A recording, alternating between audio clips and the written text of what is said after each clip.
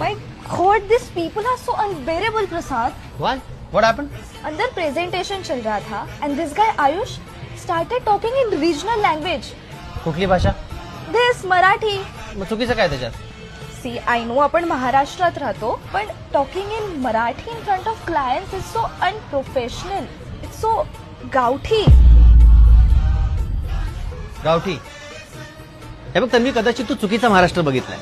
आम्हा महाराष्ट्रीयांना इंग्लिश बोलता येत नाही अशातला भाग नाही, पण आम्हाला स्वतःची भाषा बोलायला कधीच लाज वाटत नाही. या महाराष्ट्राच्या मातीला असे महाराज लाभले ज्यांनी हिंदू, मुस्लिम आणि इतर जातीच्या लोकांना एकत्र घेऊन स्वराज्याची स्थापना केली.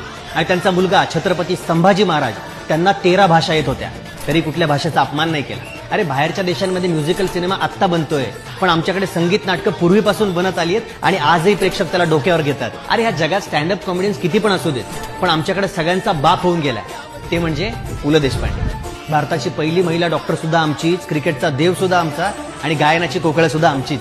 माणसांना माणसांसारखं जगवणारे 2 बाबा या महाराष्ट्रात झाले. माणसांसोबत प्राण्यांनाही माणुसकीने वाढवणारे डॉक्टर प्रकाश बाबा आमटे इथे झाले आणि भारताचं संविधान लिहिणारे डॉक्टर बाबासाहेब आंबेडकर सुद्धा इथेच झाले.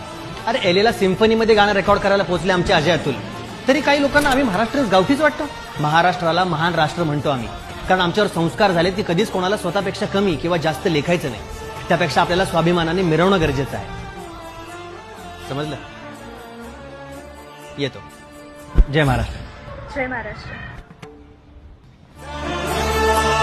आपली भाषा, आपली संस्कृती डोक्यावर मिरवायला शिका, नाहीतर बाहेरचे तुमची जिरवायला येतील.